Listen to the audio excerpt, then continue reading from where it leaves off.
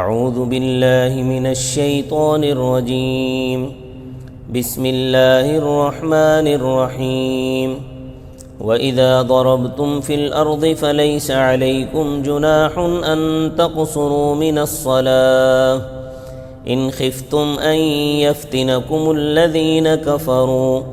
إِنَّ الْكَافِرِينَ كَانُوا لَكُمْ عَدُوًّا مُّبِينًا وَإِذَا كُنتَ فِيهِمْ فَأَقَمْتَ لَهُمُ الصَّلَاةَ فَلْتَقُمْ طَائِفَةٌ مِّنْهُمْ مَعَكَ وَلْيَأْخُذُوا أَسْلِحَتَهُمْ فَإِذَا سَجَدُوا فَلْيَكُونُوا مِنْ وَرَائِكُمْ وَلْتَأْتِ طَائِفَةٌ أُخْرَى لَمْ يُصَلُّوا فَلْيُصَلُّوا مَعَكَ وَلْيَأْخُذُوا حِذْرَهُمْ وَأَسْلِحَتَهُمْ وَدَّ الَّذِينَ كَفَرُوا لَوْ تَغْفُلُونَ عَنْ أَسْلِحَتِكُمْ وَأَمْتِعَتِكُمْ فَيَمِيلُونَ عَلَيْكُمْ مَيْلَةً وَاحِدَةً وَلَا جُنَاحَ عَلَيْكُمْ إِن كَانَ بِكُمْ أَذًى مِّن مَّطَرٍ أَوْ كُنتُم مَّرْضَىٰ أَن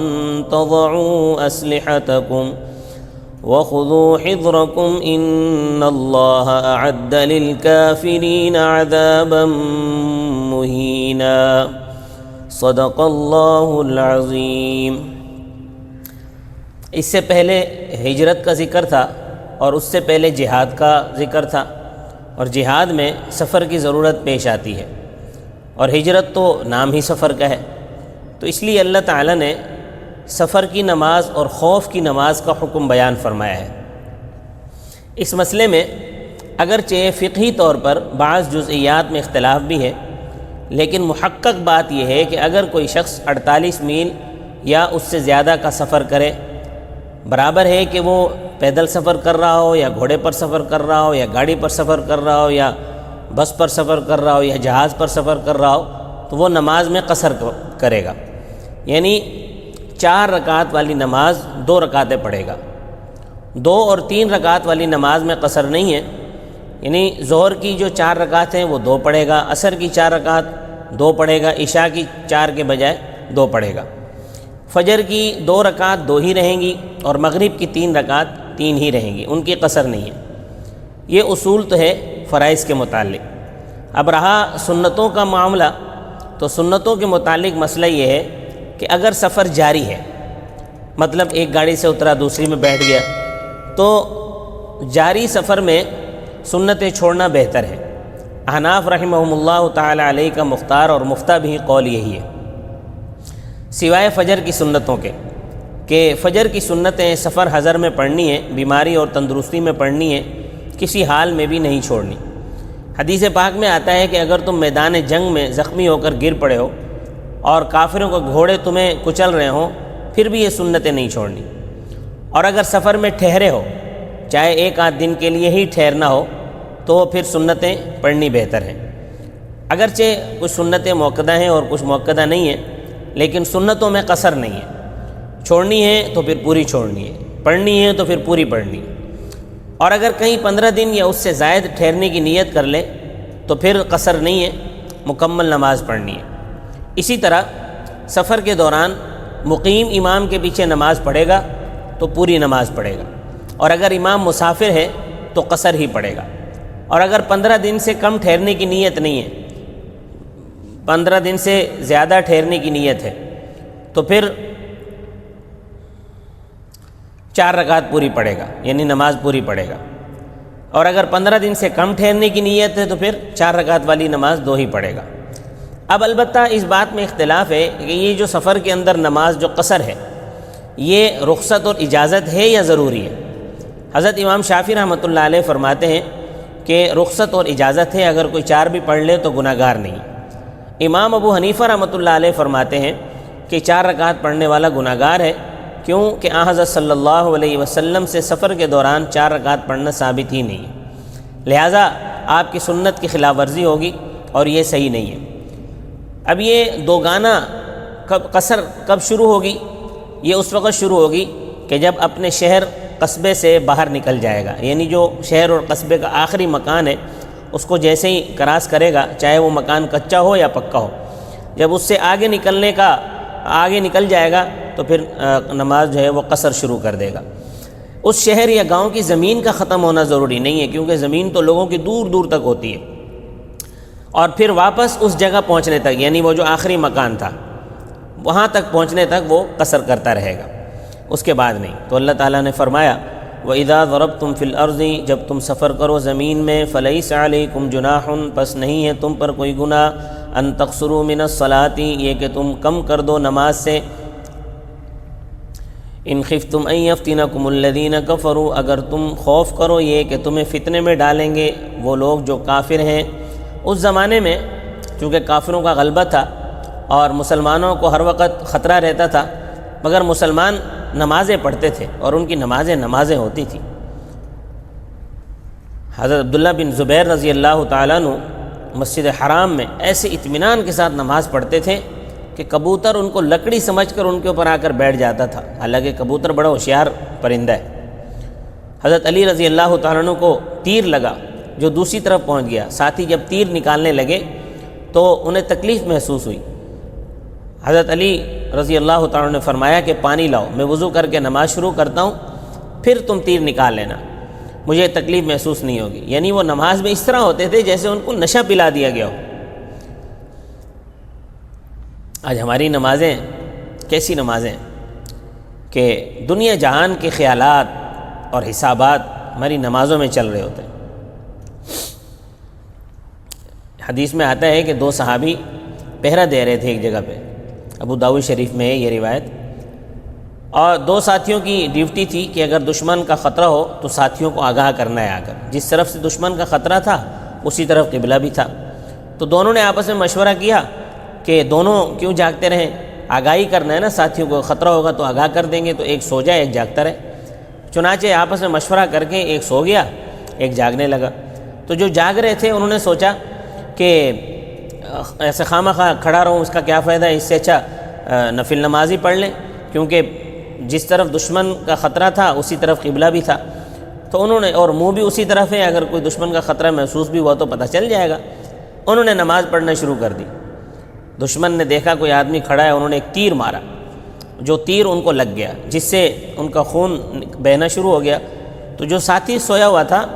اس کو ایک گرم گرم چیز جو ہے وہ محسوس ہوئی، پانی کی طرح، یعنی جو خون جو ہوتا ہے وہ گرم ہوتا ہے جب نکلتا ہے، تو وہ بیدار ہوئے، انہوں نے دیکھا کہ ساتھی کو تیر لگا ہوا ہے۔ چنانچہ ایک دوسرے کو آواز دی، انہوں نے نماز ختم کی۔ نماز ختم کرنے کے بعد کہنے لگے کہ آپ یقین کریں کہ مجھے تیر لگائے لیکن میں نماز میں تھا، مجھے کچھ محسوس ہی نہیں ہوا۔ تو نمازیں تو ان لوگوں کی تھیں۔ نماز کے وقت بھی دشمن کے حملے کا خطرہ ہوتا ہے، اس لیے خوف کی قید اتفاقی ہے، ضروری نہیں۔ امن و امان کی حالت میں بھی اگر سفر ہو تو اس میں قصر ہی ہے۔ چنانچہ بخاری شریف میں حدیث موجود ہے کہ آپ صلی اللہ علیہ وسلم نے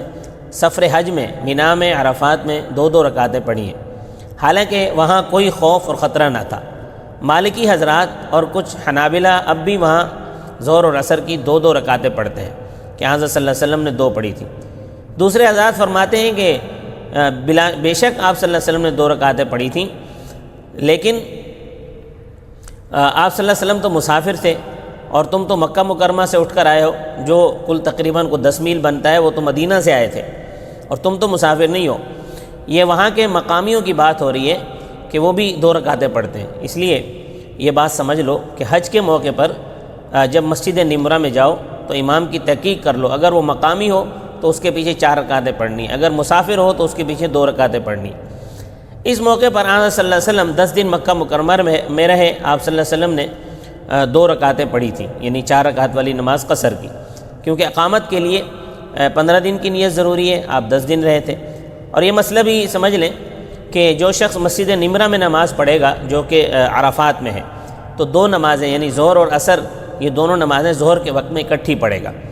اور دوسرے مقام پر چاہے جماعت کے ساتھ پڑھے یا اکیلے پڑھے، ظہر اپنے وقت میں پڑھے گا، عصر اپنے وقت میں پڑھے گا۔ صرف مسجد نمرہ میں ظہر اور عصر کی نمازیں اکٹھی ظہر کے وقت میں پڑھنے پر امت کا اجماع اور اتفاق ہے۔ ان الکافرین کانوا لکم عدوا مبینا، بے شک کافر ہیں تمہارے کھلے دشمن۔ اب اگلی آیات میں نماز خوف پڑھنے کا طریقہ بیان فرمایا ہے۔ واقعہ اس طرح ہوا کہ غزوہ ذات الرقاع، جس میں آن صلی اللہ علیہ وسلم خود شریک تھے، دشمنوں نے آپس میں مشورہ کیا کہ یہ مسلمان جب اپنی عبادت میں مشغول ہو جاتے ہیں تو انہیں کسی چیز کا ہوش نہیں رہتا، لہٰذا جب یہ نماز شروع کریں اور سجدے میں جائیں تو ہم ان پر حملہ کر دیں گے اور ان سب کو ختم کر دیں گے۔ اور وہ دشمن تھے بھی قریب ہی، کوئی زیادہ فاصلہ بھی نہیں تھا۔ حضرت جبرائیل علیہ السلام تشریف لائے اور آپ صلی اللہ علیہ وسلم کو کافروں کی اس سازش سے آگاہ فرمایا اور صلاۃ الخوف ادا کرنے کا طریقہ بتلایا۔ صلاۃ الخوف ادا کرنے کا طریقہ یہ ہے کہ مثلا سفر ہے اور 2 رکعتیں پڑھنی ہیں، تو امام مجاہدین کے 2 گروہ بنائے گا۔ اچھا، یہ جو صلاۃ الخوف کا طریقہ ہے یہ اس صورت میں ہے کہ جب پورا لشکر صرف ایک آدمی کے پیچھے نماز پڑھنے پر مصر ہو، اور اس وقت تو آپ صلی اللہ علیہ وسلم خود موجود تھے، تو صحابہ اکرام اس بات کا اصرار ہوتا تھا کہ نماز نبی کریم صلی اللہ علیہ وسلم کے ہی پیچھے پڑھیں گے، اور آپ صلی اللہ علیہ وسلم ہی نماز پڑھاتے تھے۔ آپ کے ہوتے ہوئے کسی اور کو مصلی امامت پر آنے کا حق نہیں تھا۔ تو یہ مسئلہ اس صورت میں ہے کہ جب ایک ہی امام کے پیچھے سب نماز پڑھنے کے لیے مصر ہوں، تو امام مجاہدین کے 2 گروہ بنائے گا، ایک گروہ دشمن کے مقابلے میں اور ایک گروہ کو 1 رکعت پڑھائے گا۔ وہ جو پہلا گروہ ہے جو 1 رکعت پڑھ رہا ہے، وہ قیام، رکوع اور 2 سجدے جب کر لیں گے تو امام دوسری رکعت کے لیے کھڑا ہو جائے گا، یہ گروہ چلا جائے گا، دوسرا آ جائے گا۔ اور یہ دوسرا گروہ ہے، یہ گروہ 2 سجدوں سے،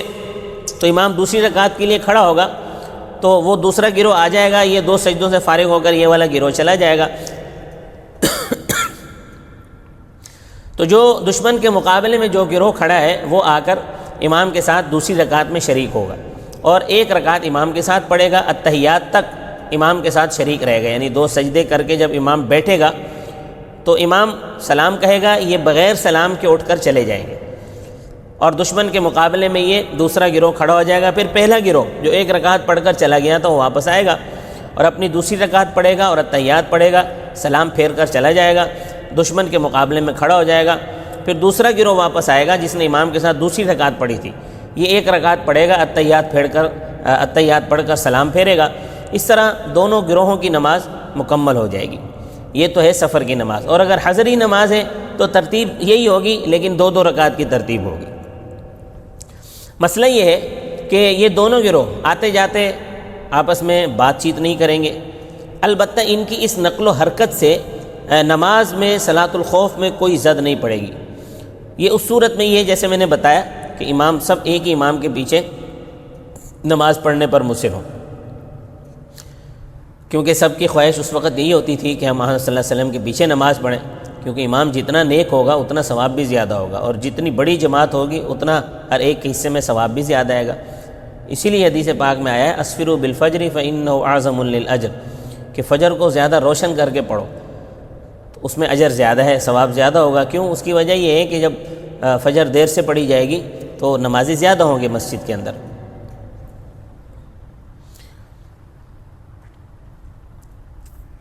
اور مغرب کی نماز میں یہ ہوگا کہ پہلے گروہ کو امام 2 رکعتیں پڑھائے گا، پہلا گروہ 2 رکعت پڑھ کر چلا جائے گا، پھر دوسرا گروہ آئے گا وہ 1 رکعت پڑھے گا، تحیات تک پڑھے گا، پھر وہ چلا جائے گا، پھر پہلا گروہ واپس آئے گا، آخری رکعت پوری کرے گا اور سلام پھیر کے چلا جائے گا، پھر دوسرا گروہ واپس آئے گا، وہ اپنی پہلی 2 رکعتیں جو اس سے چھوٹ گئی تھیں وہ ادا کرے گا، تحیات پڑھے گا اور سلام پھیر کے چلا جائے گا۔ اس طرح حضرت جبرائیل علیہ السلام نے باقی طریقہ یہی ہے جو نماز پڑھنے کا۔ حضرت جبرائیل علیہ السلام نے جب آن صلی اللہ علیہ وسلم کو اطلاع دی تو آن صلی اللہ علیہ وسلم نے مجاہدین کے 2 گروہ بنائے، اسی طرح جس طرح میں نے ابھی تفصیل بتا دی۔ تو اللہ تعالیٰ فرماتے ہیں وَإِذَا كُنْتَ فِيهِمْ، اور جب آپ ہوں ان میں موجود، فَأَقَمْتَ لَهُمُ الصَّلَاةَ، تو آپ قائم کریں ان کے لیے نماز، فَلْتَقُمْ طَائِفَةٌ مِّنْهُمْ مَعَكَ، پس چاہیے کہ کھڑا ہو ان میں سے ایک گروہ آپ کے ساتھ، وَلْيَأْخُذُوا أَسْلِحَتَهُمْ، اور چاہیے کہ وہ لے لیں اپنے ہتھیار کہ پہن کر نماز پڑھیں، فَإِذَا سَجَدُوا، پس جس وقت وہ سجدہ کریں پہلی رکعت کا، فَلْيَكُونُوا مِنْ وَرَائِكُمْ، پس چاہیے کہ یہ لوگ تمہارے پیچھے سے ہٹ جائیں، وَلْتَأْتِ طَائِفَةٌ أُخْرَى، اور چاہیے کہ آئے دوسرا گروہ، لم یصلوا، جنہوں نے نماز نہیں پڑھی، فلیصلوا معک، بس چاہیے کہ وہ آپ کے ساتھ دوسری رکعت پڑھے۔ یہ اس صورت میں ہے کہ اگر 2 رکعت والی نمازوں کی امامت ہے۔ وَلْيَأْخُذُوا حِذْرَهُمْ، اور چاہیے کہ وہ لے لیں اپنے بچاؤ کا سامان، وَأَسْلِحَتَهُمْ، اور اپنے ہتھیار لے لیں،